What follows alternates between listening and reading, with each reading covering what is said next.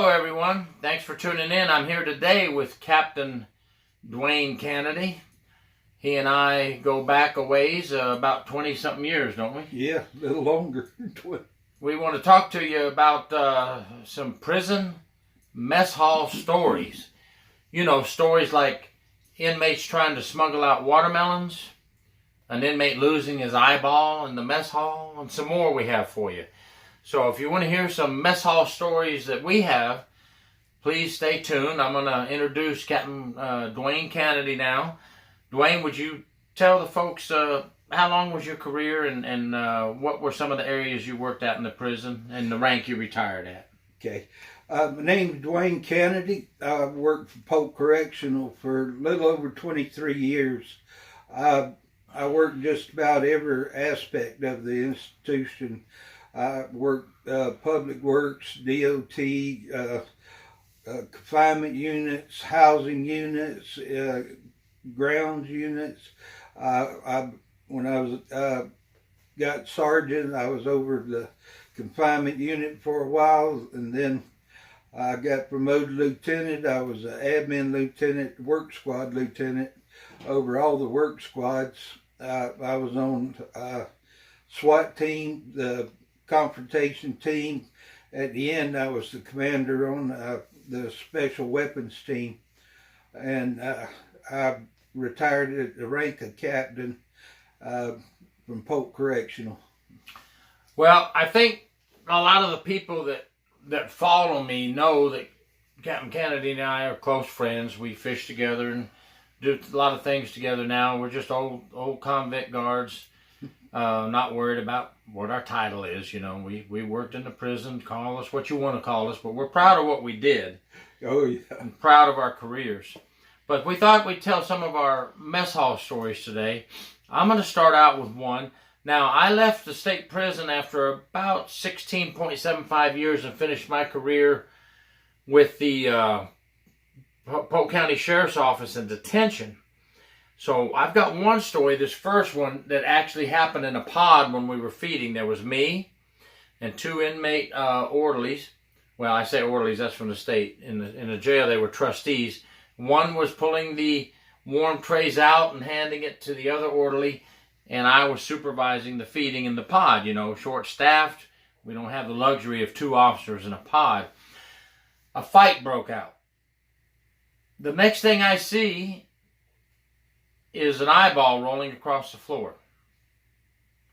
And I'm not believing what I'm seeing. I call on my radio. You know, I've already called that there's a fight. And then I'm waiting for backup to get there. Not going to go crazy. What am I doing now? I'm having the food cart out. I'm getting the trustees out. You know, let's get them out first, and then let's get to the business of the fight. Then I see the eyeball. So then I get on the radio, and I actually call in that one of the inmates has lost his eyeball. And backup gets there. We quell the fight. We stop the fight. We learned, thank goodness, that the eyeball was fake. The inmate actually did not have an eye in the socket, but he had a fake eyeball in the socket. When he got hit by the other inmate, it popped the darn eyeball out. And I don't know if I have a real eyeball on the floor or a fake one. This is during feeding time in a jail pod. Now, Captain, what have you seen some inmates do when you work in the mess hall at the prison?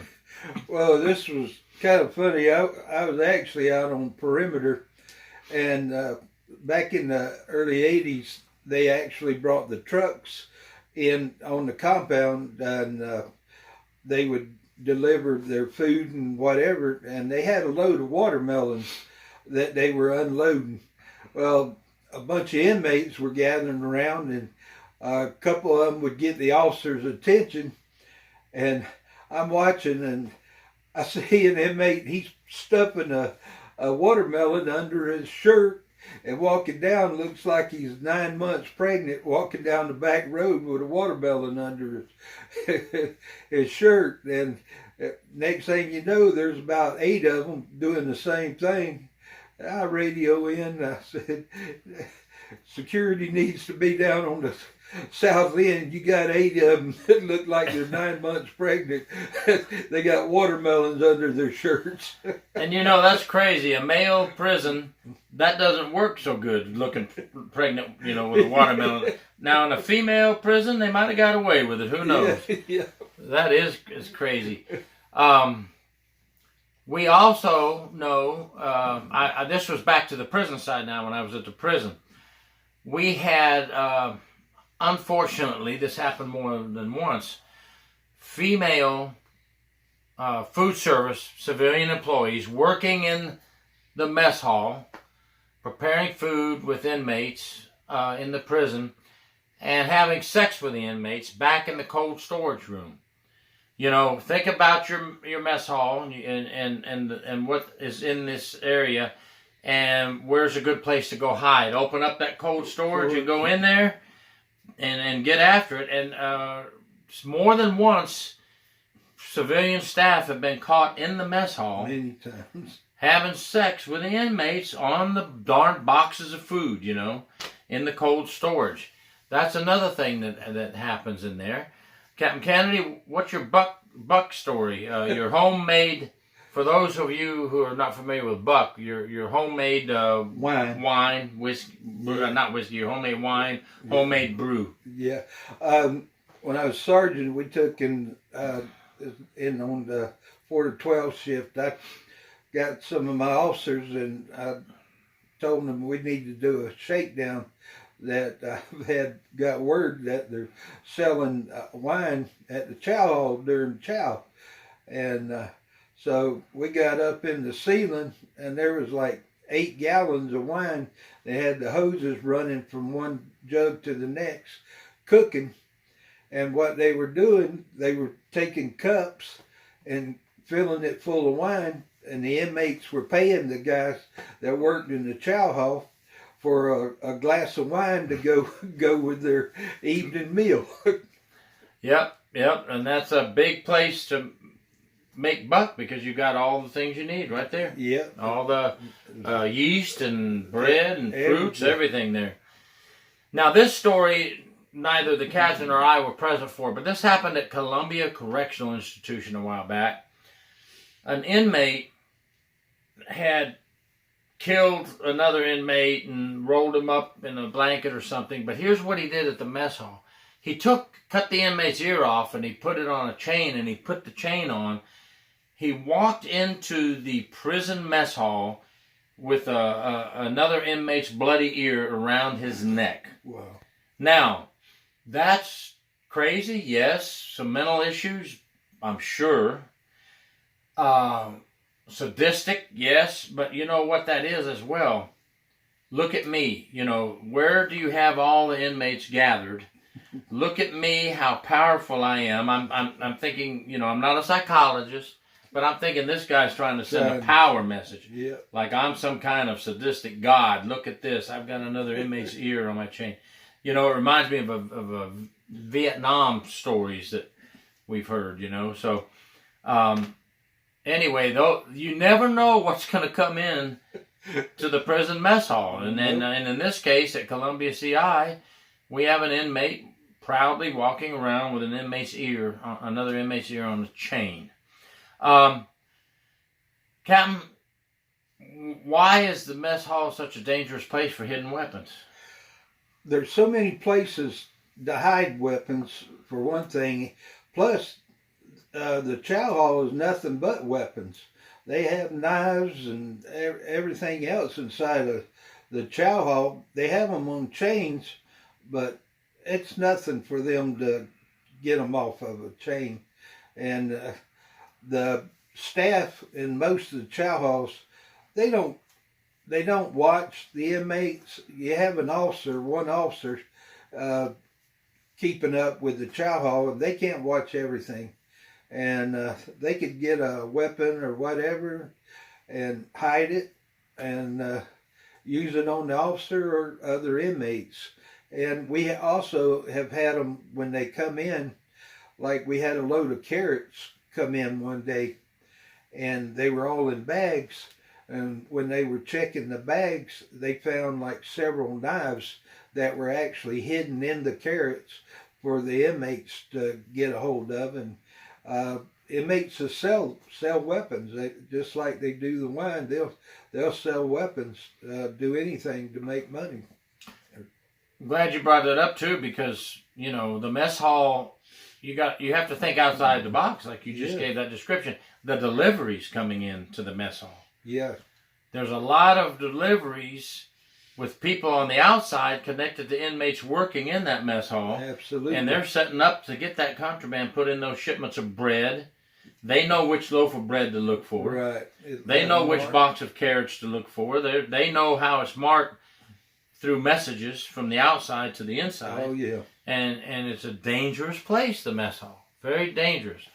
Now, attacks on officers occur in the mess hall a lot. And unfortunately, I believe wholeheartedly we have to have officers in the mess hall. Yeah. You have to have them. But it's a dangerous environment. We cannot let the mess hall be unattended. And could you imagine it would be even worse than what it is now, with the attacks on other inmates, the gang activity, the killing in there. So you have to have officers in there. But what we need to do is try to get at feeding time. Try with our short staff. Try to get more officers assigned in there. Do you agree that it's very hard? We know that. But if we need more than one officer in that dining facility. Oh, absolutely. Normally you'd have should have one inside the chow hall. Then you have one that actually taking all the numbers that the inmates are coming in to make sure they're not going around in a circle on you. Just right outside the door. Yeah, available. Right outside the door, so he's watching the other inmates and the other officers. And then usually the captain or lieutenant, like when I was captain and lieutenant, I'd be standing on the outside watching and to make sure my officers are safe and nothing's going on outside. And if something happened, I would be in there in a heartbeat to help my officers. And chow hall, active time, feeding time, open mess, whatever you want to call it, when that is going on, there should be high alert everywhere. Oh, yeah. Every officer on the compound, whether you can leave your duty station or not, should be listening and alert during feeding time. That is a high prime time for danger. Danger. I know we always set up our perimeters to make sure they're watching a lot closer during feeding time. And, feeding inmates, it's very important to them. Like if they run out of a certain food, you love to have it right on your hand within a matter of seconds. And just because they run out of a meat and they're getting a different kind of meat, they're getting salami instead of bologna or something. Right. And it may go off quicker on food than any other thing on that compound. Food has caused many a riot. For those of you that are younger in the profession, cold food has even caused riots. Improperly warmed food has caused riots. Now, a lot of people might say, who gives a darn?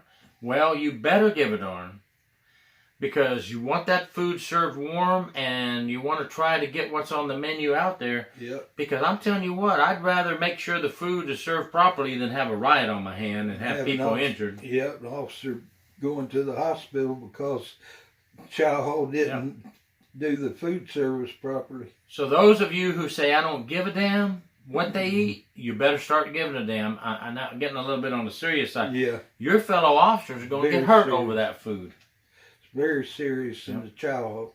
It's a very dangerous time when something, just the least little thing, and they're going to get up, and every one of them, you got a big riot on your hand, and officers and inmates, especially the food service inmates, I've seen it myself, where inmate look at his tray and it's not what it's supposed to do, and he slinged the whole food tray and hit the inmate serving on the serving line with the tray, and go to fighting, and we'd have to go in and break it up, and we've had that many times. And one thing I like that you mentioned, and I know it's true, folks, because I know later on in time I ended up having an office in the admin building at Polk. I know darn well Captain Canady's one of those supervisors that during that time of high alert, feeding time, any kind of high alert, he was ready to move in and be there for his officers. So, not trying to be a smart aleck here, but supervisors, you need to make sure you're off your rear end during these times and kind of looking, Absolutely. listening, and being ready to get in there and help. That's it. And we want to thank you, Captain Canady. I think we've given enough in this video to get some thought going out there. We'd love to hear your story. If you want to put a comment at the bottom of this YouTube or wherever I put it on social media, we'd love to hear your mess hall story from prison or jail. And we appreciate your service, Captain. Thank you. Over 23 years, retired as a captain. I know you used to work at the mines doing very hard work out there, and you used to be in your younger years as an officer, he used to be a bouncer at one of the toughest damn country western places we got in Polk County. And I'm going to put a picture with what I'm saying here. You're going to see a big neck, mean son of a gun from back in the day. I mean, you know, he was a football player. He was a shot put thrower. He was one of them big neck dudes that the inmates would not. They didn't challenge him, and that was a good thing. All right, Captain. Thank you for being on the show. Thank you for having Take care, me. everybody. True Prison Stories. Please subscribe.